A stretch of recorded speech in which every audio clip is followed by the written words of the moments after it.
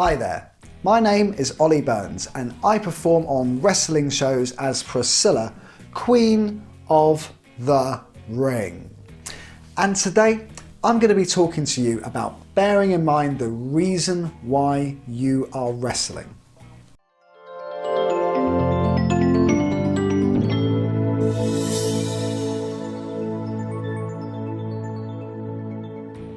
Now, we all have goals in wrestling. Some of us want to make it to big full-time contracts.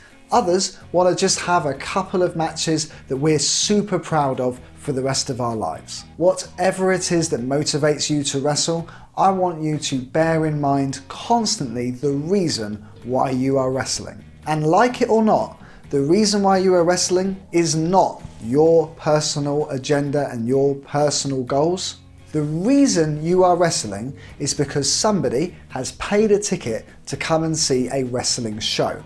Now, you may see where I'm going with this, but what I'm suggesting is that whilst you may have certain goals or a certain style of wrestling that you want to project, that doesn't necessarily mean that the person who has bought a ticket has come to see that kind of action. You may have the best, funniest character spot. You might have the most awesome wrestling sequence. You may even have this cool new move that you want to debut.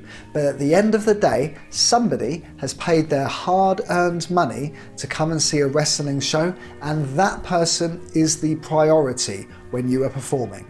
There are a number of reasons for this, and the most key and obvious one is that the promoter who has booked you on a show is there to make money for their promotion. If their promotion does not make money, they will not be able to put on future shows. So in order to encourage people to spend money on this show, then you need to deliver a form of entertainment that they have paid for in the first place.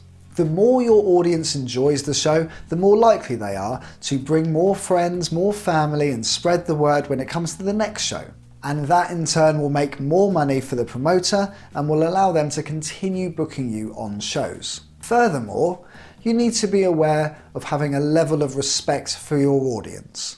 Now, I have been very guilty over the years of having a particular style that I want to perform and doing it by hook or by crook because I think that the audience will enjoy it more than the kind of show that they thought they were coming to in the first place.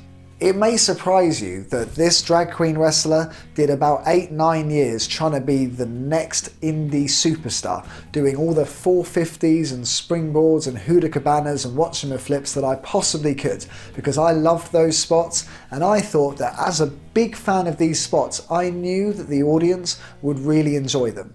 I took this as far as thinking that family audiences, parents with their kids on a Saturday afternoon show, had come along to see a Hulk Hogan match, and instead I was going to deliver them the next Adam Cole Johnny Gargano match, and they were going to be blown away and learn a whole load of new things about a style of wrestling that they weren't previously aware of.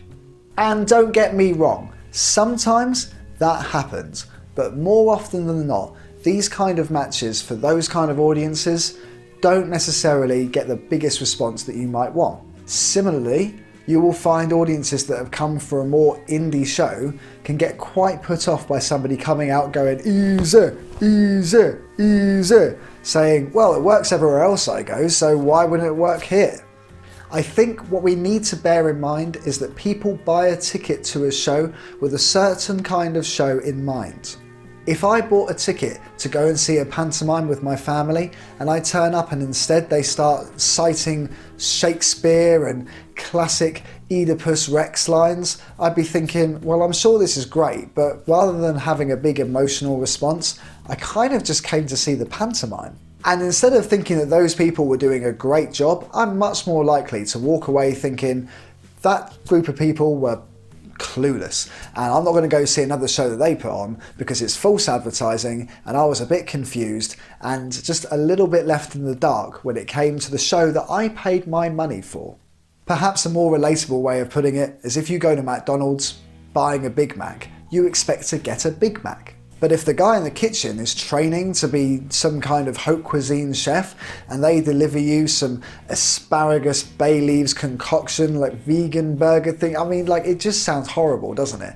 Not because an asparagus bay leaves vegan burger would be horrible, although But it's more a case of you came along looking for a service, you paid your money expecting that service, and you got something completely different. You wouldn't walk away thinking, God, that McDonald's really taught me a lesson today about how I eat my food.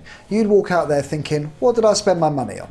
I had a period of time where I wasn't able to do shows, and I felt very resentful about the fact that I had to pay money to go and see wrestling events instead of being able to compete on them myself. During this time I had a full-time office job, which frankly I didn't particularly enjoy all that much. So I would spend 6-7 weeks saving up so I could go to see a decent wrestling show. And it would take 6 or 7 weeks to get that money together, because it's not just the ticket to the show, we're also talking travel. I don't drive, so I had to get a train ticket for me and my partner.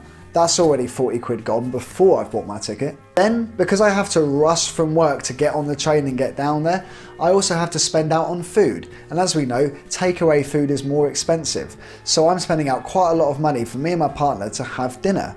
On top of that, I'm trying to enjoy myself, so I'm buying drinks in this venue that's overcharging me for drinks. Before I know it, I've spent about 150 quid on just having one night out to watch a bit of wrestling.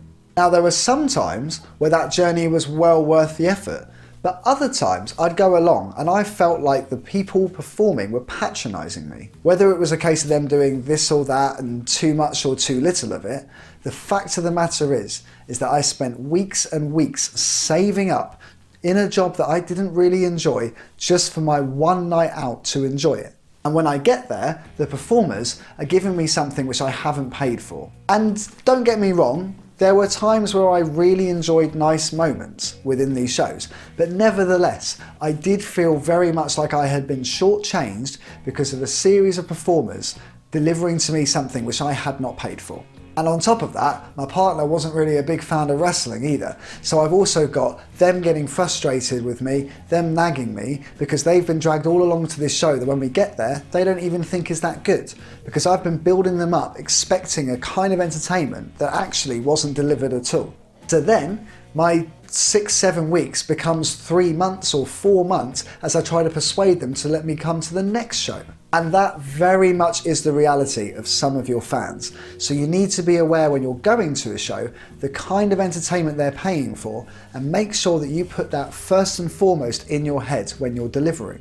That's not to say that you can't get your particular style, your spots or your moves in. It just means that you've got to be wary of the way you deliver them. So if you're a character wrestler performing on an indie show where they're looking for big spots and big serious moments, then find ways to get your character over within that context. Just the same, if you're performing on a family show but you have some cool moves and you want to get some big near falls in, just be aware that you need to put that audience first in terms of what they're expecting. You might have to go a bit cheesier than you wanted to, but at the end of the day, you can 100% get that audience going, this is awesome, along with these big spots, provided that you get them engaged with what you're delivering first and foremost. The useful thing is that now that the WWE network is available and so many other companies have subscription services, is that a lot of fans, whether they're old or young, families or smart marks, all of them are aware of a much wider variety of wrestling now. And they watch television weekly that trains them to respond to different kinds of wrestling. You've just got to be careful not to lose them before you get started. So have a think about what other people who perform on those kind of shows do to get them over. Find ways to apply those logical steps to what you're doing so that you can put the audience first and show them that you respect the fact that they've dished out their time and money to come and see you. I hope this has been useful, but if you have any comments, thoughts or ideas, be sure to leave them below in a comment, because that way we can get the discussion going and we can learn together. Thanks for studying with me today. I have been Ollie Burns. Please be sure to subscribe for future content so that we can continue to study the theory of wrestling.